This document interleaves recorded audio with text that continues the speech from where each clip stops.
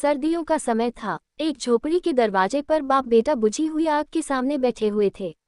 झोपड़ी के अंदर बेटे की पत्नी बुधिया प्रसव के दर्द से गुजरने की वजह से करहा रही थी। कभी हल्की तो कभी जोर से उसके मुंह से चीखें निकलती थी।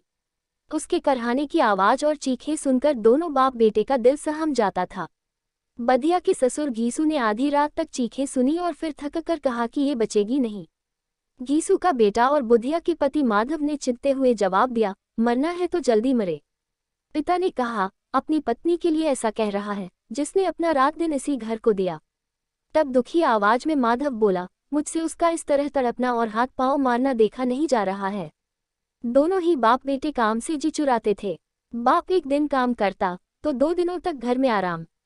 उसका बेटा माधव तो और भी ज्यादा कामचोर था। 1 घंटे काम करता था और फिर 2 घंटे तक हुक्का पीता रहता। इनकी ऐसी ही हरकत की वजह से कोई इन्हें काम नहीं देता था।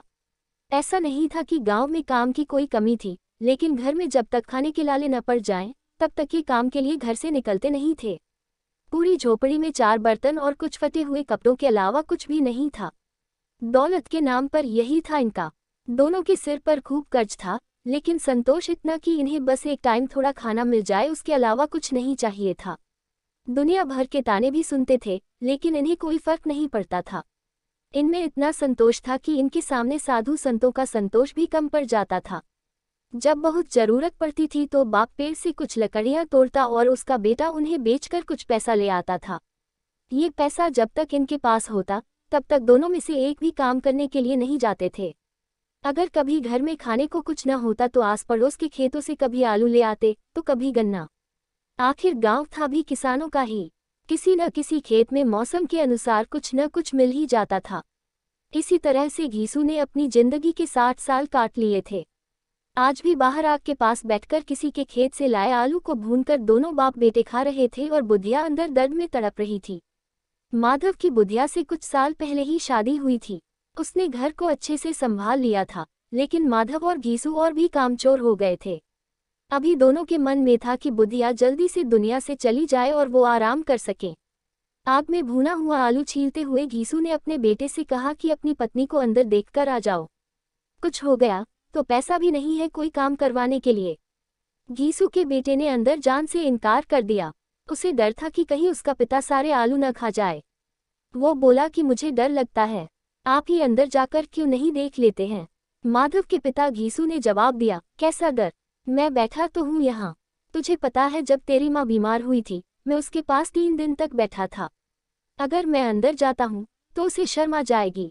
ससुर हूँ उसका, वो कैसे मेरे सामने अपने हाथ पांव पटक पाएगी। जवाब में माधव ने कहा, बच्चा हो गया ते क्या करेंगे, हमारे घर तो कुछ सामान भी नहीं है। माधव बोला, बच्चा आए तो सही एक बार, घर में भी सारा जरूरी सामान आ जाएगा, भगवान सब संभाल लेंगे। कल के दिन यही आस पड़ोस के लोग बच्चा होने पर बिन मांगे घर में ही चीजें देकर जाएंगे। वैसे घीसू के गांव के मेहनती किसानों की भी हालत कुछ अच्छी नहीं थी। सिर्फ वो लोग ही पैसे वाले थे जो किसानों को दबाते या उनका हक मारते थे। घीसू के साथ यही चीज सबसे अच्छी थी कि उसका कोई पैसा नहीं मार सकता था।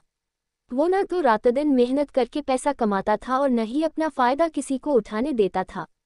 कोई काम देने आ भी जाए कभी तो 3-4 गुना ज्यादा मजदूरी की रकम बता देता था। घीसू को इसी बात की तसल्ली थी कि वो दूसरों की तरह रात दिन मेहनत करके भी फटेहाल में नहीं था। वो तो मेहनत करता ही नहीं था और अपनी जिंदगी को मजे से जीता था। उसके साथ के लोग मुखिया या गांव का दूसरा ओहदा हासिल कर चुके थे, लेकिन वो गरीब का गरीब ही था। इस बात के लिए गांव के लोग उसे कोसते थे, पर मजाल है कि घीसू को कुछ देर के लिए भी बुरा लगे। घीसू और माधव को भूख इतनी लगी थी कि वो गर्म गर्म आलू खाकर अपनी जीभ जला रहे थे। आंखों से आंसू निकल रहे थे, लेकिन पेट की आग बुझाने के लिए वो गर्म गर्म आलू को निगलकर उसकी आग को पेट तक पहुंचा देते। ज्यादा गर्म आलू खाने की वजह से दोनों की आंखों से पानी निकल रहा था, पर भूख तेज थी इसलिए दोनों में से कोई रुका नहीं। आलू खाते हुए ही घीसू को 20 साल पहले निकली ठाकुर की बारात में मिली दावत याद आ गई।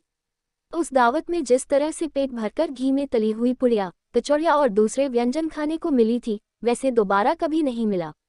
यह सब सोचकर घीसू मुस्कुराया। तब तक आग में भुने हुए आलू खत्म हो चुके थे।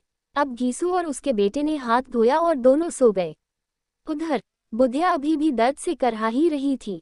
रात भर अच्छे से सोने के बाद जैसे ही माधव की नींद खुली तो सबसे पहले अपनी पत्नी को देखने के लिए गया, लेकिन तब तक उसका शरीर ठंडा हो चुका था। उसके पेट में बच्चे के मरने की वजह से बुधिया की भी मौत हो गई थी। माधव भागते हुए अपने पिता के पास गया और उसे बुधिया का हाल सुनाया। यह बताते हुए माधव जोर जोर से रोने लगा और उसका साथ देते हुए घीसू भी हाय हाय करते हुए अपनी छाती पीटता तो कभी सिर के बाल नोचता। इतना शोर सुनकर आस पड़ोस के लोग दौड़ते हुए आ गए। सबने बुधिया की मौत पर शोक जताया और चले गए। अब माधव और घीसू रोने पर ज्यादा वक्त बर्बाद नहीं कर सकते थे, क्योंकि उन्हें कफन और लकड़ी का इंतजाम करना था। घर में तो इतने पैसे थे नहीं कि इन्हें खरीदा जा सके। पूरा घर टटोलने पर भी दोनों को एक पैसा नहीं मिला। थक हार कर दोनों रोते रोते गांव के जमींदार के पास पहुंच गए। जमींदार को दोनों कामचोरी की वजह से बिल्कुल पसंद नहीं थे, लेकिन वो दयावान था। उसने सोचा कि अभी गुस्सा दिखाने का समय नहीं है, इसलिए जल्दी से जेब से 2 रुपए निकालकर उन्हें दे दिए। अब जमींदार ने पैसे दिए हैं, यह सुनकर गांव के बड़े बड़े लोग भी मदद करने से मना नहीं कर पाए। सबने घीसू को कुछ न कुछ दे दिया। घंटे भर में घीसू के पास 5 रुपए, अनाज, लकड़ी व अन्य जरूरी सामान जमा हो गया था। बस अब जरूरत थी तो कफन की। दोपहर का समय था। दोनों बाप बेटे कफन खरीदने के लिए 5 रुपए लेकर बाजार चले गए। घीसू ने बाजार पहुंचकर कहा, लकड़ी तो मिल गई है, तो अब एक हल्का सा कफन खरीद लेते हैं। अच्छा खरीद कर भी क्या करेंगे, उसे तो जलना ही है। अब दोनों सस्ता और हल्का सा कफन खरीदने के लिए एक दुकान से दूसरी दुकान जाने लगे, लेकिन उन्हें सस्ता कुछ भी नहीं लगा। तभी माधव ने कहा, कैसा रिवाज है, जिस औरत को जिंदा रहते हुए अच्छे कपड़े पहनने के लिए नहीं मिले, उसे मरने पर नया कफन ओढ़ाना होगा। ये 5 रुपए पहले मिलते तो अच्छे से दवाई कर लेते, शायद आज वो जिंदा होती। सूती, रेशम, हर तरह का कफन दोनों बाप बेटे देख चुके थे। दोपहर से शाम हो चुकी थी, लेकिन दोनों को कुछ भाया नहीं। तभी उन्हें पास में ही एक मैखाना दिखा। दोनों वहां गए और पहले एक बोतल ली, उसके बाद खाने के लिए चटनी, मछली और तमाम चीजें मंगाई। दोनों ने आज खुलकर खाया। इतना खाया कि 2 रुपए खत्म हो गए। घीसू बोला, बहू को कफन ओढ़ाते तो क्या होता, जल ही जाता ना। कुछ भी बहू के पास तक नहीं पहुंचता, लेकिन आज इतना खा लिया है कि मन तृप्त हो गया। उसे हमारी दुआएं लगेंगी। बड़े लोगों के पास खूब पैसा हो तो वो नए कफन में फूंकते हैं। बेटे ने पूछा, जब लोग सवाल करेंगे कि कफन कहाँ है, तो क्या कहोगे उन्हें?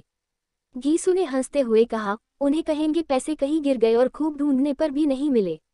भले ही लोगों को विश्वास न हो, लेकिन कफन वो खुद ही ले आएंगे या रुपये देंगे।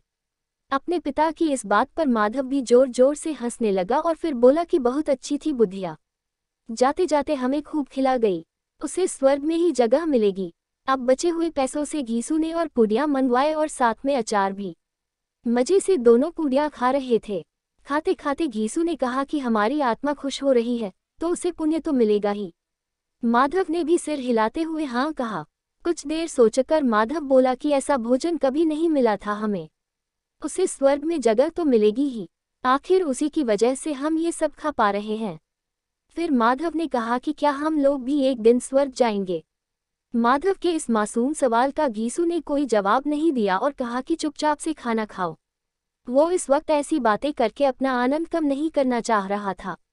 फिर माधव ने पूछा, अगर बुधिया स्वर्ग में हमसे पूछेगी कि मेरे लिए कफन क्यों नहीं लाए, तो हम क्या जवाब देंगे? घीसू पूछने लगा, तुझे किसने कह दिया कि उसे कफन नहीं मिलेगा? बिल्कुल मिलेगा और बहुत अच्छा मिलेगा। कौन देगा? सारा पैसा तो हम खा गए, नाराज होते हुए माधव ने कहा। जवाब में घीसू बोला, वही देंगे जिन्होंने इतना कुछ दिया है। बस इस बार पैसा हमारे हाथ नहीं लगेगा, लेकिन कफन जरूर आएगा। माधव जोर जोर से रोते हुए कहने लगा, स्वर्ग की रानी बनेगी मेरी पत्नी। उसने बहुत दुख झेला है यहाँ। पिता ने उसे चुप कराने की कोशिश की और कहा, रो मत, वो दुनिया के दुख से दूर चली गई। अब दोनों खड़े होकर गाना गाने लगे, नाचने लगे। सब उन्हें देख रहे थे, लेकिन उन्हें किसी से कोई फर्क नहीं पड़ रहा था। नशे में चूर बाप बेटे नैना झमकावे गाते गाते उसी जगह पर गिर गए। कहानी से सीख, इंसान को कामचोरी नहीं करनी चाहिए, वरना जीवन को चलाना मुश्किल हो जाता।